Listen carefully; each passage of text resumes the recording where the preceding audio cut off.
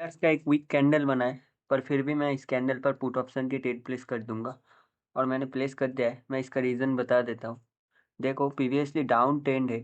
Wires हर वक्त market में interfere कर रहे थे। लास्ट टाइम वायर्स ने एक मॉर्निंग स्टार पैटर्न क्रिएट किया है। उसके बाद जो मॉर्निंग स्टार की लास्ट कैंडल बनी, जो वायर्स का एक स्ट्रॉन्ग कैंडल है, वो कैंडल जाकर 400 के नीचे क्लोज हुआ और बायर्स उधर फाइट लूज करते हैं, इसलिए नेक्स्ट कैंडल रिवर्स हो गए।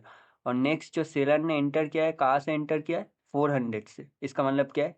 सेलर एक्चुअली मार्केट में स्ट्रांग है। और उसके बाद जो सेलर की कैंडल बनी, उसकी क्लोजिंग पर कोई भी लेवल नहीं है, कोई भी एसएनआर नहीं है, ना वो लॉन्ग वीक के साथ हो, ना वो रिएक्शन के साथ हो, ना वो प्रीवियस कैंडल के अंदर लेवल हो, कुछ भी नहीं है। इसलिए मैंने इधर से कंटिन्यू का ट्रेड प्लेस किया है। करेंटली कैंडल जाकर 350 का लेवल पर क्लोज हो गई है। ऊपर से नीचे की क्लोजिंग है, इसलिए मैं इधर से कॉल ऑप्शन की ट्रेड प्लेस कर दूंगा।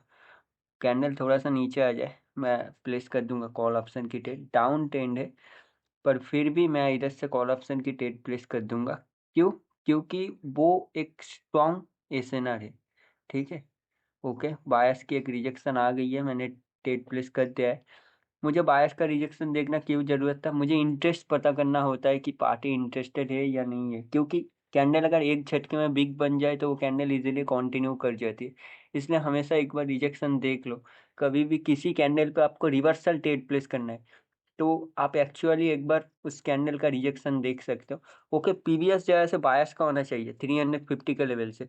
बायस नहीं आए, करंट कैंडल सेलर की बनी है। इसका मतलब क्या है? जो रिसेंट कैंडल बनेगी वो भी सेलर की बनेगी। पर एक बार सेलर अगर मुझे चांस दे, एक बार कैंडल अगर ऊपर जाए, मैं ट्रेड प्लेस कर दूंगा सेलर के लिए। पर सेलर ने कोई चांस नहीं दिया, एक झटके में कैंडल बिग बना दिया और डायरेक्टली नीचे जाकर कैंडल ने पहले 300 के लेवल को टच किया है। वो एक बायस का लेवल है।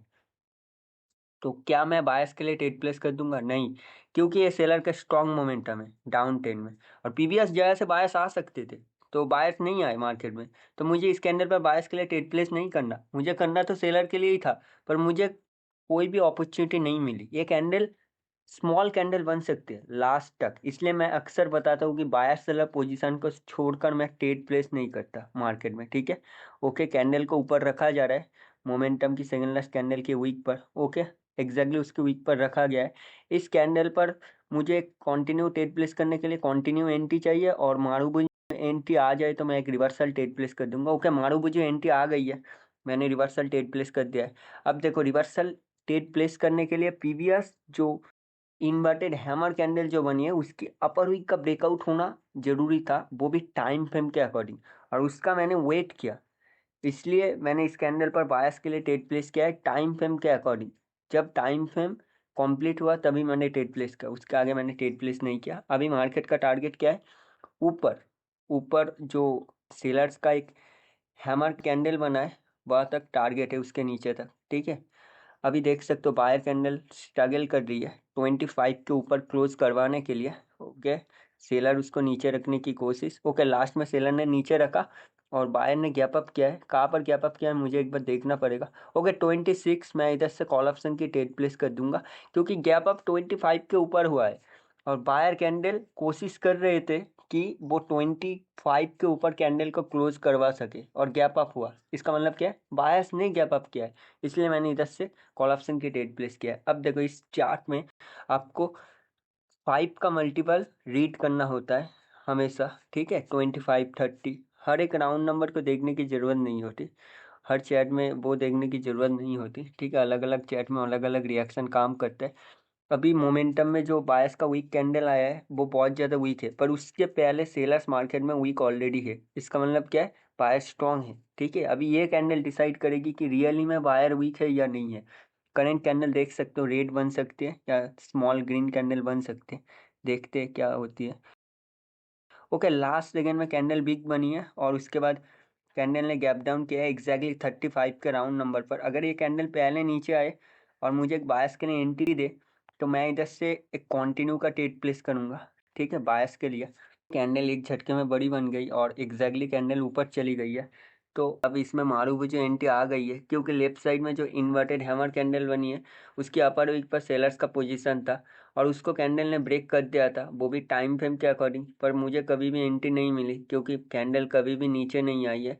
और अभी जो बायस का मोमेंटम बना है वो एक एग्जॉशन मोमेंटम क्रिएट हो सकती है अगर ये कैंडल बिग कैंडल बनी। तो इस कैंडल पर मैं रिवर्सल ट्रेड प्लेस करने के लिए रिएक्शन देखूंगा। ओके, लास्ट में बॉयक 10 के राउंड नंबर के ऊपर जाने की कोशिश, और लास्ट में कैंडल ने ब्रेकआउट किया है, फेक ब्रेकआउट है, कोई ट्रू ब्रेकआउट नहीं है, उसके बाद गैप डाउन हुआ है। तो ये एक 100% ट्रेड है, मैंने समझा दिया मेरे स्टूडेंट्स को बहुत इजीली कि फेक ब्रेकआउट के बाद अगर गैप डाउन हो जाए बायस कैंडल में तो नेक्स्ट कैंडल 100% श्योर शॉट आप रिवर्सल के लिए ट्रेड प्लेस कर सकते हो।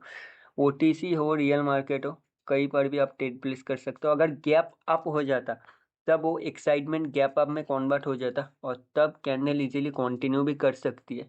तो इसलिए हमेशा उस चीज़ पर नज़र रखना कि कैंडल कंप्लीट हो उसके बाद ही आपको ट्रेड प्लेस करना होगा। अभी भी बायस का टारगेट ऊपर है, 450 के लेवल के ऊपर है, अभी तक उसको टच नहीं किया है। करेंटली मेरी जो ट्रेड प्लेस हुआ है वो थोड़ा सा नीचे हुआ है, इसलिए थोड़ी रिस्की पोजीशन है, मेरी ट्रेड रिफंड भी हो सकती है।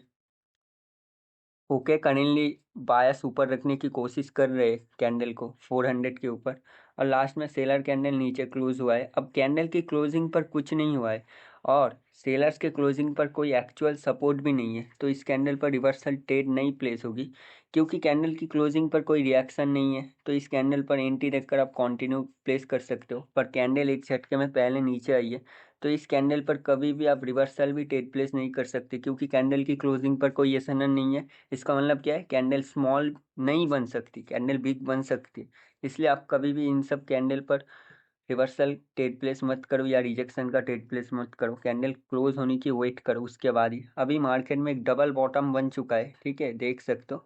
अभी अगर इस लेग में एक डब्ल्यू बना तो मैं बायस के लिए ट्रेड प्लेस करूंगा। करेंटली कैंडल को देखो कहाँ पर रखा जा रहा है, 85 के ऊपर रखने की कोशिश, लास्ट में कैंडल को एग्जैक्टली 85 पर क्लोज किया गया क्योंकि प्रीवियस अभी रिसेंट जो कैंडल बनी है उसने 85 के लेवल पर गैप अप किया है। अभी इस कैंडल पर अगर बायस के लिए एंट्री आ जाए और बायस के लिए एंट्री आ जाए तो मैं बायस के लिए ट्रेड प्लेस कर दूंगा। ओके, बायस की एंट्री आ गई है, मैंने बायस के लिए ट्रेड प्लेस कर दिया है।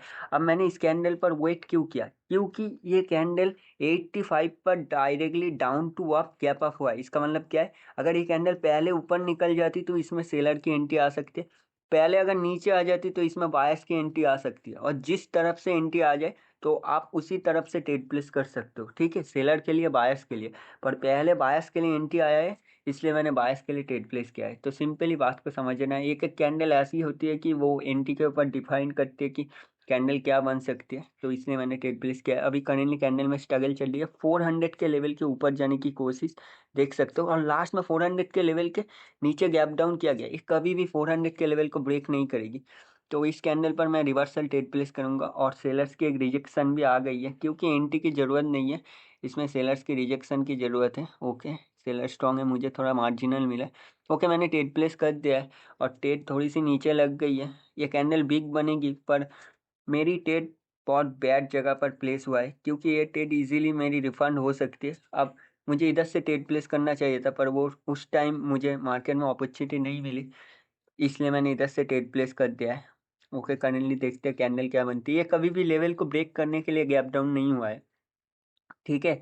ये चीज़ दिमाग में रखना है कि कभी भी गैप डाउन लेवल को ब्रेक करने के लिए नहीं होता, फाइट होती है, फाइट में अगर गैप डाउन हो जाए तो लेवल को ब्रेक करने के लिए नहीं, ऑपोजिट पार्टी मार्केट में एंटर कर सकती है। जैसा कि मैंने समझा कैंडल बिग बन गई, अभी देखते हैं इस कैंडल की रिएक्शन क्या बनती है। इस कैंडल को नीचे रखा गया है, कैंडल को 360 के राउंड नंबर के नीचे रखने की कोशिश, लास्ट तक सेलर उसके नीचे रखने में कामयाब हो गए। अभी इसका मतलब क्या है, 360 पर एक सेलर्स का पोजीशन है, पर कैंडल ने क्लोजिंग के टाइम एक लेवल का ब्रेकआउट किया है लास्ट सेकंड में, जो कोई ट्रू ब्रेकआउट नहीं है। तो इस कैंडल पर मैं कंटिन्यू का ट्रेड प्लेस नहीं करूंगा, हमेशा ब्रेकआउट्स को नज़र रखना है कि ब्रेकआउट ट्रू है या फेक ब्रेकआउट है। फेक ब्रेकआउट अक्सर रिवर्सल होती है, उस कैंडल पर आपको एंट्री के लिए वेट करना पड़ेगा अगर कंटिन्यू का ट्रेड प्लेस करना है तब। अभी मार्केट में एक एम बन चुका है, सेलर नीचे की तरफ कंटिन्यू साइन दे रहे हैं और बायस का एक कैंडल बन रहा है गैप डाउन होने के बाद। तो ये बायस स्ट्रॉन्ग है क्योंकि इस बायस ने खुद से एक लेवल क्रिएट कर दिया है। अभी इस कैंडल की क्लोजिंग पर आप लोग नज़र रखो, कैंडल 70 के ऊपर गई है। ओके, ओके, लास्ट सेकंड में कैंडल एक झटके में 71 से रिकवर करके 75 पर क्लोज हो गई। इसका मतलब क्या है, क्लोजिंग पर इसका लेवल है और कैंडल पहले ऊपर गई है, 400 के लेवल को टच किया है, इसलिए मैंने इस कैंडल पर सेलर्स के लिए ट्रेड प्लेस कर दिया है। अब मैंने सेलर के लिए क्यों ट्रेड प्लेस किया, एक तो क्लोजिंग पर लेवल है और दूसरा कैंडल पहले ऊपर जाकर सेलर के पोजीशन को टच किया है, डाउन ट्रेंड है। बायस का जो कैंडल बना है ना मारुबुजो, एक रिवर्सल मारुबुजो है, इस कैंडल का हमेशा आप लोग नजर रखना प्राइस एक्शन के अकॉर्डिंग। नो वीक जिस कैंडल में होती है, जिसकी दोनों तरफ कोई भी वीक नहीं होता, वो कैंडल अगर फेक ब्रेकआउट कर दे, वो कैंडल भी ट्रेड होती है। और हमेशा याद रखना, मेरी पीवीएस ट्रेड लॉस हुई थी इसी जगह पर, लेवल पर क्लोज हुआ, मैंने रिवर्सल ट्रेड प्लेस किया और रिवर्स नहीं हुई। पर क्या मैं इमोशन लॉस के कारण अकाउंट उड़ा दिया? नहीं, मैं वेट किया सही अपॉर्चुनिटी का और मार्केट में एक और बार वही सेम चीज मार्केट फॉलो किया, देख सकते हो कुछ ही देर के अंदर। तो अक्सर याद रखना, अगर आप इमोशनली लॉस करते हो मार्केट में, तो भाई आपका इमोशन के ऊपर काम करना पड़ेगा।